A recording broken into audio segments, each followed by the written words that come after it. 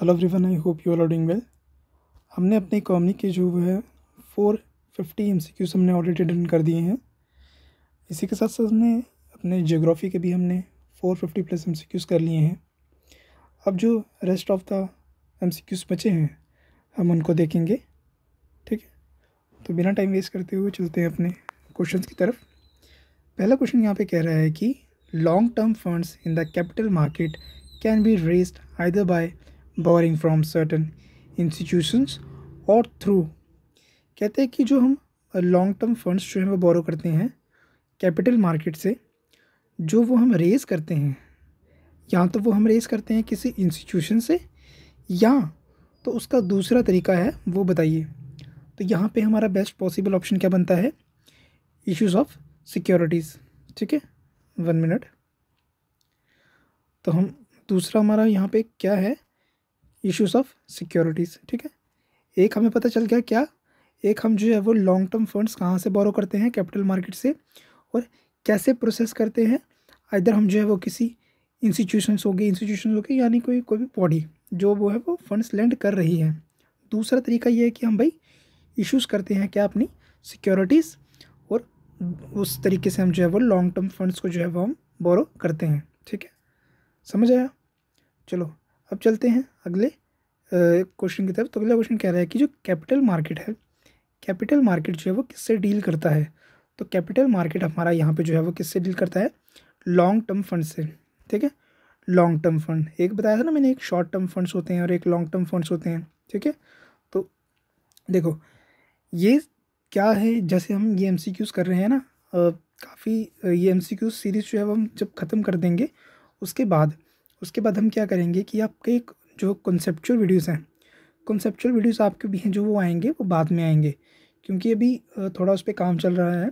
तो वो चीज़ें जो है वो बाद में होंगी, जब आपका प्रॉपर आपका डेट्स अनाउंस हो जाएंगी आपके एग्ज़ाम्स की, कि इस तारीख को जो है वो आपका एग्ज़ाम है, फिर हम उसी टाइम पे जो है वो कॉन्सेप्चुअल वीडियोज़ जो है हमारी हम आपको जो है वो प्रोवाइड कर देंगे। तो पहले जो है हम अपने एमसीक्यूज़, क्योंकि बच्चों ने जो है वो काफ़ी ज़्यादा ऑलरेडी जो है वो पढ़ा हुआ है, तो उसी बेसिस पे हमने जो अपना एनालाइज़ किया, हमने बच्चों से जो है वो सजेशंस लिए। बच्चों ने कहा था कि सर हमें जो है वो आप एमसीक्यूज़ प्रोवाइड कीजिए ज़्यादा से ज़्यादा। तो एमसीक्यूज़ से आपको क्या होगा कि एक तो आपकी प्रैक्टिस हो जाएगी, और जब हमारा एग्ज़ाम का हमारा डेट अनाउंस हो जाएगा, तो फिर जब हम अपने कॉन्सेप्चुअल वीडियोज़ वहाँ पे लाएंगे, तो हम सारी चीज़ें जो है वो अपडेटेड रखेंगे, है ना। जैसे अगर हम पहले ही हम अपना जो बजट वगैरह अगर हम उसमें डाल देंगे, है ना, अगर हम इकोनॉमिक सर्वे ज़ारा डाल देंगे तो वो पुराना ही है ना, तो उस चीज़ों में थोड़ी है कॉम्प्लिकेशंस हो जाती हैं। फिर जब नई नई चीज़ें अपडेट्स आती हैं, तो फिर वहाँ पे जो है वो कभी क्वेश्चंस, कभी डायरेक्टली क्वेश्चंस बनते हैं इन चीज़ों से, तो वो कभी कभी गलत हो जाते हैं फिर अगर हम पुराना डाटा लेके चलते हैं तो। ठीक है, तो इसीलिए अभी हमने जो है वो एमसीक्यूज़ पे ही फोकस रखा हुआ है। एमसीक्यूज़ ही वो जो स्टैटिक पोर्शन है, स्टैटिक पोर्शन जो है वो उसी के एमसीक्यूज़ हम जो है वो यहाँ पे कर रहे हैं। ठीक है, तो अगला क्वेश्चन हमारा कह रहा है कि जो डिबेंचर्स हैं, debentures holders of a company are its. तो यहाँ पे हमारा बेस्ट पॉसिबल ऑप्शन क्या बनता है? क्रेडिटर्स। ठीक है, तो जो डिबेंचर्स होल्ड करते हैं किसी कंपनी में, तो उनको हम क्रेडिटर्स कहते हैं। अगला क्वेश्चन कह रहा है कि जो वॉल स्ट्रीट है, wall street is the name of the. तो वॉल स्ट्रीट जो है वो किसका नेम है? स्टॉक एक्सचेंज का। कहाँ का? जो न्यूयॉर्क का स्टॉक एक्सचेंज है। न्यूयॉर्क कहाँ पे है? न्यूयॉर्क हमारा यूएसए में है। अगला क्वेश्चन देखो, अगला क्वेश्चन कह रहा है कि जो सेबी है, securities and exchange board of India, ये एक कैसी बॉडी है? ये एक हमें पता होना चाहिए, ये हमारी जो है वो क्या बॉडी? हमारी रेगुलेटरी बॉडी है। आप सबको थोड़ी सी पॉलिटी अगर आपने थोड़ी सी पढ़ी हुई है तो आपको बेसिक पता होगा कि चार पांच तरह की बॉडीज़ होती हैं। एक कॉन्स्टिट्यूशनल बॉडी होती है, एक रेगुलेटरी बॉडी होती है, एक एडवाइजरी बॉडी होती है, और एक कॉन्स्टिट्यूशनल बॉडी होती है।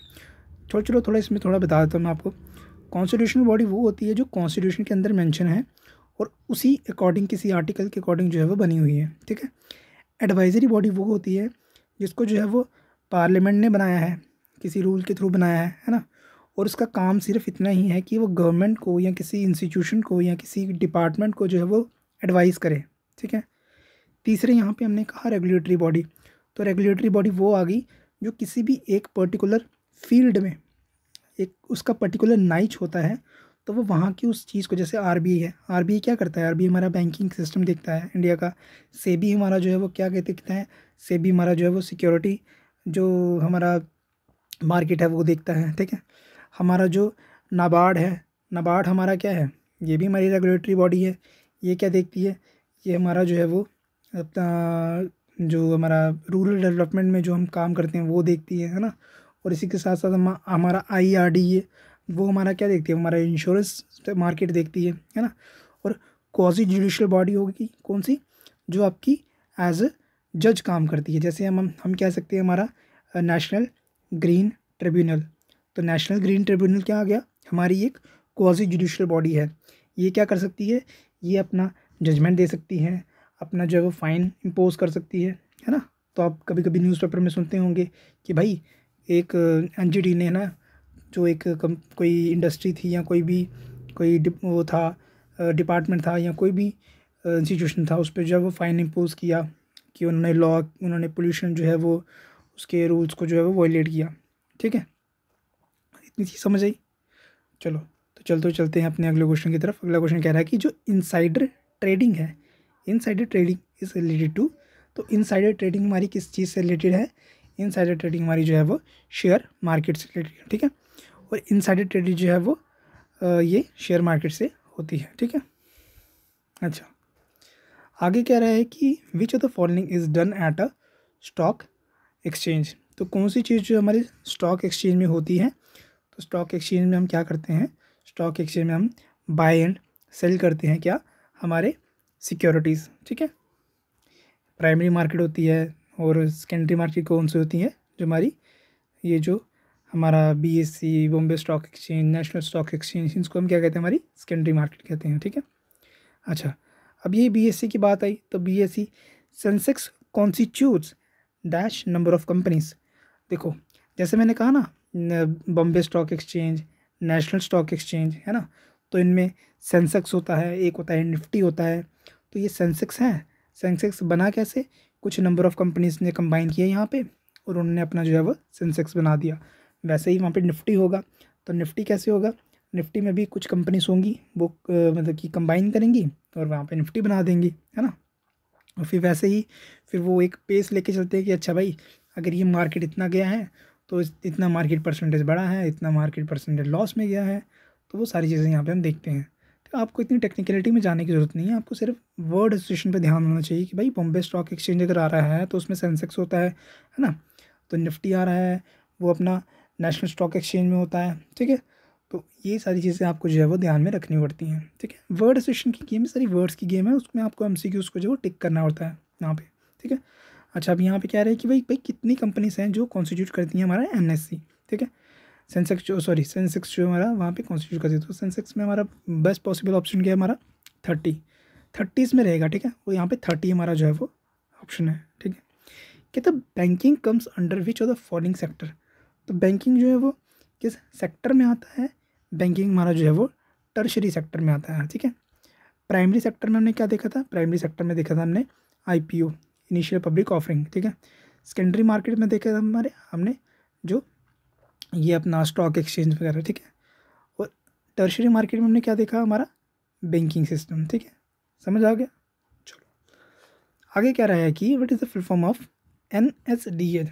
तो एनएसडीएल की फुल फॉर्म यहाँ पे क्या बनती है, तो एनएसडीएल की फुल फॉर्म यहाँ पे बनती है क्या, आपका नेशनल सिक्योरिटीज़ डिपॉजिटरी लिमिटेड, ठीक है। आगे देखो, आगे क्या रहा है कि which among the following comes under the secondary sector of Indian economy. तो secondary sector of the Indian economy में कौन सी चीज़ें यहाँ पे आती हैं, तो यहाँ पे कौन सी चीज़ें आती हैं, शुगर इंडस्ट्री। तो ये किस में आती है, हमारी सेकेंडरी सेक्टर में आता है। प्राइमरी सेक्टर क्या होता है, जहाँ पे हम क्या करते हैं, हम नेचर से कुछ ले रहे हैं, ठीक है। एक प्राइमरी सेक्टर होता है, फिर सेकेंडरी सेक्टर होता है, फिर टर्शरी सेक्टर होता है ना। टर्शरी सेक्टर क्या आ गया, अच्छा टर्शरी सेक्टर क्या, अच्छा मैं एक चीज़ आपको यहाँ पे क्लियर कर दूँ। यहाँ पे हमने यहाँ पे वो मार्केट नहीं था, यहाँ पे वो सेक्टर था, ठीक है। तो सॉरी, ये थोड़ी मिस्टेक यहाँ पे होगी, यहाँ पे इस चीज़ को हम थोड़ा करेक्ट करेंगे। देखो प्राइमरी चीज़ क्या होगी, जहाँ पे हम सर्विसेज देते हैं, ठीक है। जहाँ पे हम क्या देते हैं, जो सॉरी प्राइमरी चीज़ वो हो गई जहाँ पे हम नेचर से कुछ ले रहे हैं, सेकेंडरी चीज़ वो हो गई जहाँ पे हम कुछ मैन्युफैक्चर कर रहे हैं, और टर्शरी वो हो गया जहाँ पे हम क्या दे रहे हैं, हम सर्विस दे रहे हैं कोई।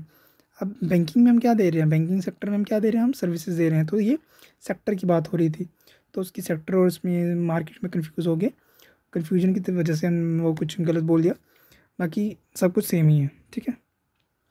अच्छा, बाकी आपको जो मैंने बताया कि आईपीओ क्या क्या होता है, तो वो चीज़ें वो सारी ठीक थी, वो सारी चीज़ें सही थी। आगे देखो, आगे कह रहा है कि which among the following comes under tertiary sector of Indian economy. एक प्राइमरी सेक्टर, एक सेकेंडरी सेक्टर, एक टर्शरी सेक्टर। तो टर्शरी सेक्टर मैंने आपको क्या बताया, हम क्या दे रहे हैं, सर्विसेज दे रहे हैं। तो सर्विसेज में हम क्या दे रहे हैं, ट्रांसपोर्टेशन ऑफ गुड्स हम कर रहे हैं ना, सर्विसेज, ये तो सर्विस ही होगी है ना। अच्छा, कह रहे हैं कि यहाँ पे अब जो जो वर्गीस कुरीन है वो किस चीज़ से रिलेट करता है। तो वर्गीस कुरीन हमारा जो है वो किससे रिलेट करता है, हमारा यहाँ पे क्या बेस्ट पॉसिबल ऑप्शन क्या बनेगा हमारा यहाँ पे, हमारा यहाँ पे बनेगा वाइट रेवोल्यूशन, ठीक है। अगला क्वेश्चन कह रहा है कि blue blue revolution is related to. तो ब्लू रेवोल्यूशन किस चीज़ से रिलेटेड है, ब्लू रेवोल्यूशन हमारा जो है वो फिशरी प्रोडक्शन से रिलेटेड है, ठीक है, वाटर ब्लू फिशरीज, ठीक है, लिंकेज बनता है। तीसरा का आगे अगला कह रहा है कि blue and white revolution is related to, तो फिश एंड मिल्क, ठीक है, समझ आ गया। अच्छा, कह रहे brown revolution is called as. तो ब्राउन रेवोल्यूशन जो है वो किस चीज़, ब्राउन रेवोल्यूशन किसको कहेंगे हम, ब्राउन रेवोल्यूशन करेंगे हम आपका किसका, increase in fertilisers production. Golden revolution हम क्यों किसको कहेंगे, तो गोल्डन रेवोल्यूशन हम कहेंगे किसको, आपका यहाँ पे एग्रीकल्चर ऑफ फ्लावर्स, ठीक है, इसको हम गोल्डन रेवोल्यूशन कहेंगे, ठीक है। Cattle rearing along with farming is called. तो cattle rearing along with farming, उसको हम क्या इंक्लूड करते हैं, उसको हम मिक्स फार्मिंग कहते हैं, ठीक है। कहते the achievement in agriculture by India has not reach up to a greater level due to. क्या रीज़न है उसका कि भाई हमने इतना एग्रीकल्चर में इतना काम किया है बट हम उसका एक पीक पे नहीं पहुंच पाए हैं, उसका मीनिंग, उसका मतलब रीज़न क्या है। तो उसका रीज़न सिंपल है, क्या, स्मॉल होल्डिंग्स। क्योंकि हमारे यहाँ पे क्या है कि हमारे यहाँ पे कोई बड़ी सी लैंड नहीं है, हमारे यहाँ पे क्या है कि एक जैसे छोटी छोटी लैंड जो है वो डिस्ट्रीब्यूट हुई है। मान लो अगर कोई फैमिली थी, यही मान लो कोई आप लगा लो कि 20 एकड़ ज़मीन थी, है ना, 20 एकड़ ज़मीन कोई एक इंसान होगा, फिर उसके आगे उनकी फैमिली जो है वो ग्रो की, फैमिली बढ़ी, तो उसमें क्या हुआ, फिर इस ज़मीन के छोटे छोटे स्मॉल होल्डिंग्स में, पहले ये लार्ज होल्डिंग थी, फिर छोटी छोटी होल्डिंग्स होते होते होते होते ये छोटे छोटे पार्ट्स में जो है वो डिवाइड होना शुरू होगी।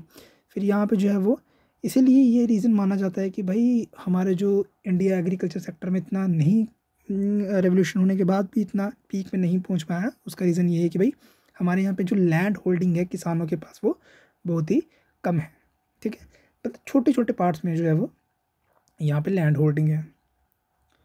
अगला क्वेश्चन कह रहा है कि in Indian agriculture high yielding varieties programme was started in. तो ये कब स्टार्ट हुआ था, ये हमारा 1966 में स्टार्ट हुआ था, ठीक है। अगला कह रहा है कि egg mark is guaranteed of standard. तो एग मार्क किस चीज़ का गारंटी करता है, आपकी ये क्वालिटी, ठीक है, क्वालिटी पे यहाँ पे मार्किंग देता है, ठीक है। अच्छा, अगला देखो, अगला कह रहा है कि poverty in less developed countries is largely due to. कहते हैं लेस डेवलप्ड कंट्रीज़ में पॉवर्टी जो है वो किस वजह से है, तो वो आपका यहाँ पे इनकम इनइक्वालिटी की वजह से है। जैसे हम भी इंडिया में देखते हैं ना कि इंडिया में कहते हैं कि भाई टॉप के 1% के पास जो है वो 70% ऑफ दी वेल्थ जो पूरे पॉपुलेशन के पास है, उतनी वेल्थ सिर्फ इन 1% के पास है। या मान लीजिए कि 20-22 या 24 ऐसे कुछ रेंज नंबर बताते हैं, एग्जैक्ट नंबर तो किसी को नहीं पता। तो उतने जितने लोग हैं और उन सबकी अगर उनकी वेल्थ मिला के और बाकी पूरी पॉपुलेशन की वेल्थ मिलाएं तो वो इक्वल होती है, ठीक है, समझ आया। अच्छा, आगे कह रहा है कि nature of unemployment in agriculture in India is, तो nature of unemployment in agriculture in India is, वो किस रीजन, क्या नेचर है उस चीज़ का, तो उस चीज़ का नेचर है ऑल ऑफ द, कैसे, ओनली सीजनल होता है और ओनली डिसगाइज्ड होता है, ठीक है। अच्छा, आगे देखो, आगे कह रहे हैं कि a situation where we have people whose level of income is not sufficient to meet the minimum cost consumption expenditure is called as, कहते हैं कि हम एक सिचुएशन देते हैं जहाँ पे लोगों के पास जो है वो क्या है, कम इनकम है, उनके पास सफिशेंट जो है वो पैसा नहीं है कि अपनी वो कंजम्पशन को जो है वो मीट कर पाए, ठीक है।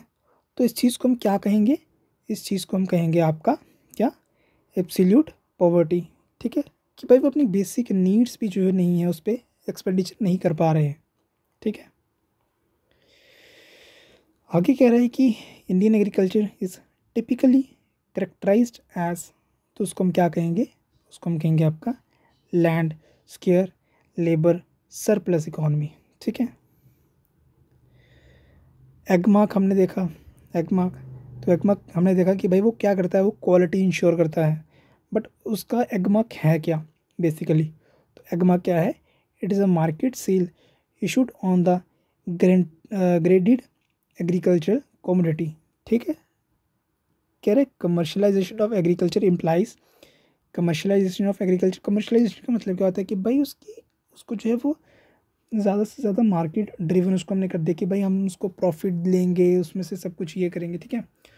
तो ये क्या चीज़ इम्प्लाई करता है, ये हमारा इम्प्लाई करता है production of crop for sale, ठीक है, कि हम उसको सिर्फ अपने यूज़ के लिए नहीं हम यूज़ कर रहे हैं, हम उसको सेल भी कर रहे हैं अपनी इनकम को बढ़ाने के लिए। कह रहे हैं structural unemployment arises due to, तो स्ट्रक्चरल अनएम्प्लॉयमेंट अराइज क्यों होती है, वो होती है आपकी किस चीज़ की वजह से, इनएडिक्वेट प्रोडक्टिव कैपेसिटी। कहता है in a developing countries like India in which sector, in a developing country like India in which sector high rate of disguised unemployment exist, तो कौन सा सेक्टर है वो, तो वो आपका यहाँ पे एग्रीकल्चर सेक्टर है, ठीक है। आगे कह रहा है कि slack season in the Indian economy is, तो स्लैक सीजन किसको कहा जाता है, जनवरी और जून के महीने को।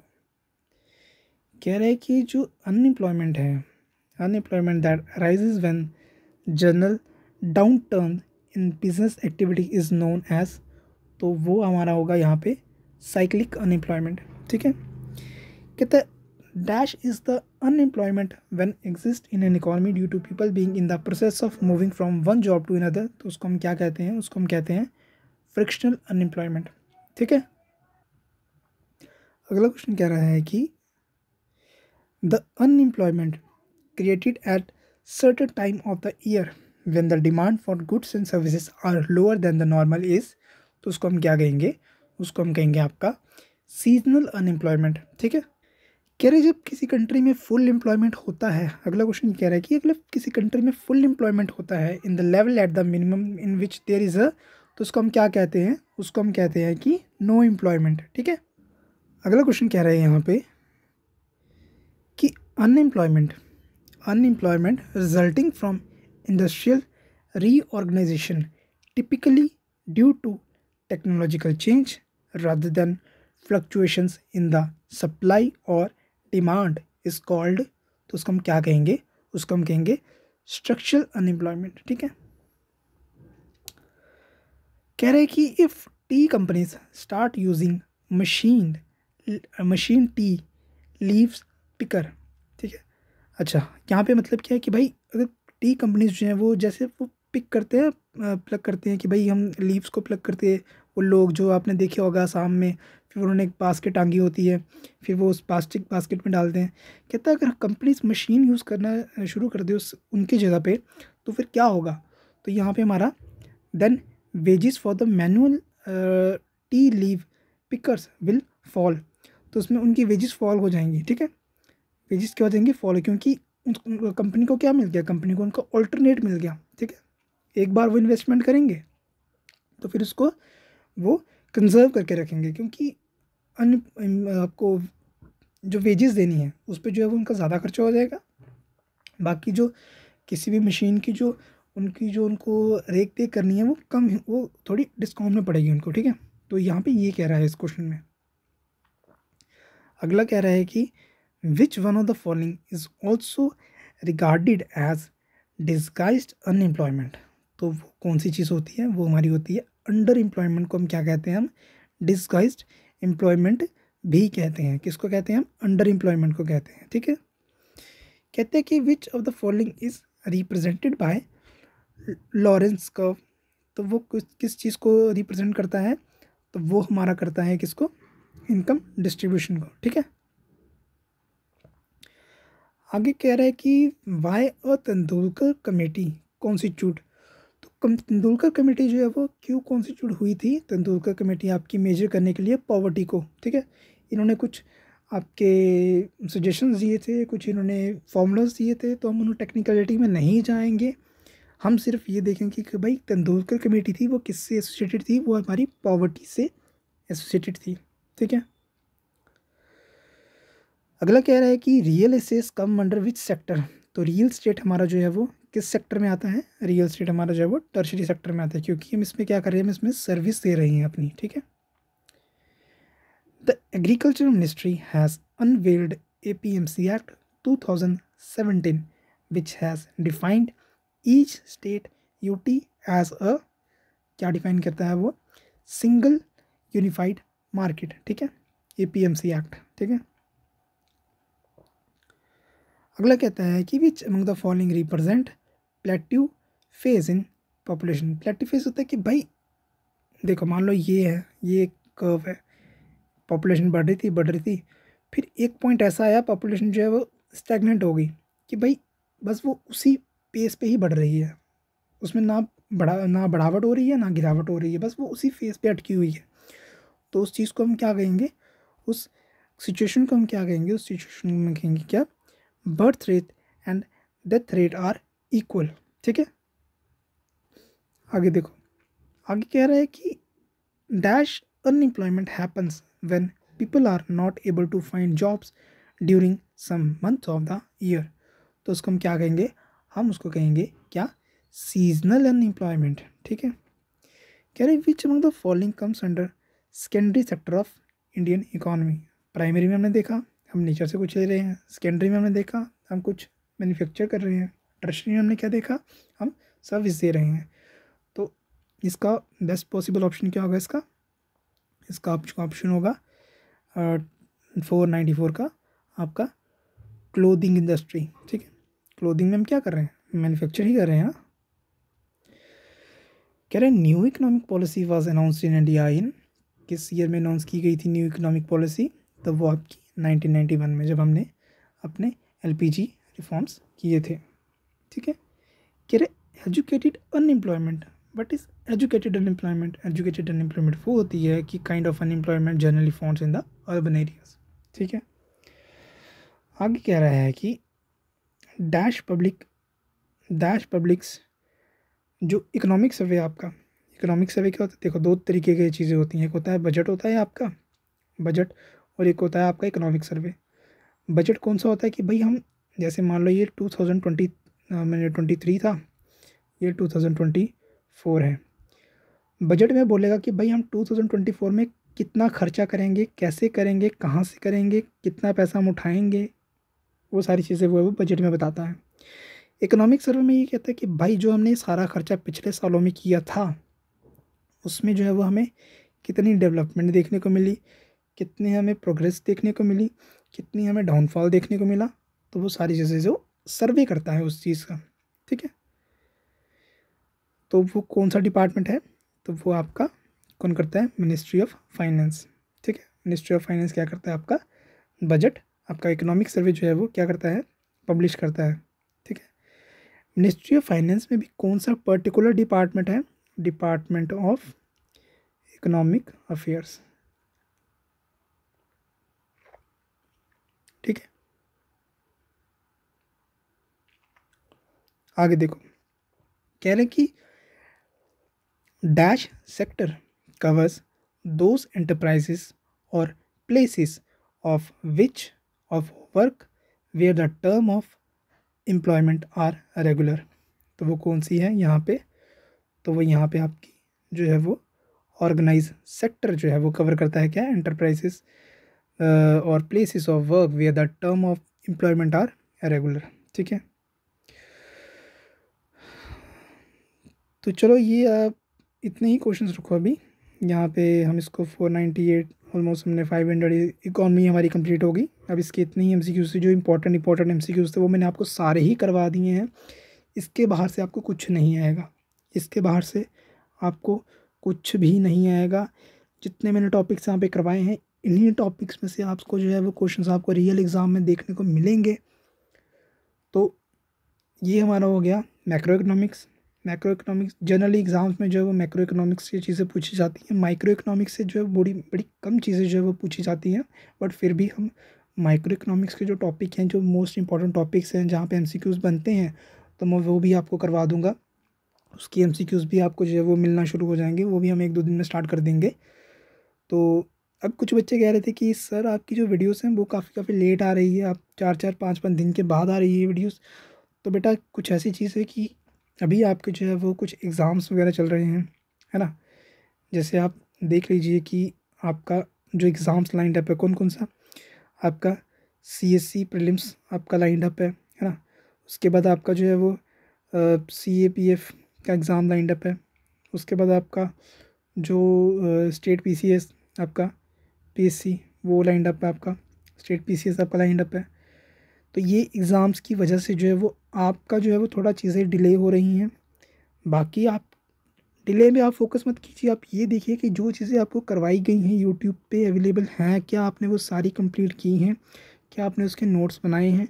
अगर तो वो है तो फिर आप ये जो क्वेश्चन जो है वो रेज़ कर सकते हैं कि सर आपकी वीडियोस थोड़ी लेट आ रही हैं, तो आप जो है वो डेली बेसिस पे वीडियो डालिए। बट जैसे हम आपको करवा रहे हैं, अगर आपने सारी वीडियोस देख ली हैं, अगर आपने हर एक चीज़ के नोट्स बनाए हैं, तो तब आप ये क्वेश्चन कर सकते हैं। बट जिन बच्चों ने नहीं किया हुआ तो प्लीज़ पहले वो आप इन सारे लेक्चर्स को देखिए, उनको अपने बेसिक जो आपने पढ़ा हुआ है अब तक, आपने जितनी चीज़ें पढ़ी हैं उनको आप देखिए, उनको आप अप्लाई कीजिए। जब मैं एमसीक्यूज़ बोलता हूँ आप उसको पहले एमसीक्यूज़ को पॉज कीजिए, वीडियो को पॉज कीजिए, फिर आप देखिए कि अच्छा आप अपना जो है वो मार्क लगाइए वहाँ पे कि भाई मैंने जो ये क्वेश्चन जो मैंने अटैम्प्ट किया, क्या फिर उसके बाद देखिए कि वीडियो में क्या मैं वही आंसर बोल रहा हूँ जो आपने मार्क किया है। तो अगर तो वैसा है तो फिर आपकी तैयारी तो बहुत अच्छी चल रही है। अगर वैसा नहीं है फिर आपको जो है वो थोड़ा बेसिक्स आप फिर से रिवाइज़ कीजिए, जो आपके नोट्स हैं जो आपके पास ऑलरेडी अवेलेबल हैं वहाँ पे कीजिए। बाकी आपको जो अपडेटेड मटेरियल सारा आपको मिलता रहेगा यूट्यूब पे फ्री ऑफ कॉस्ट अवेलेबल रहेगा। बाकी जैसे मैंने आपको बोला था कि आपके जो एग्ज़ाम्स अभी लाइंड अप हैं उनकी टेस्ट सीरीज़ फ्री में हम जो है वो अवेलेबल करवाएंगे आपको। तो वो हम आपको इंश्योर करते हैं कि वो आपको मिल जाएंगे विद करंट अफेयर्स सब कुछ, ठीक है। तो बने रहिए इस चैनल के साथ, मिलते हैं आपको नेक्स्ट वीडियो में। Till then have a nice day, thank you, good bye.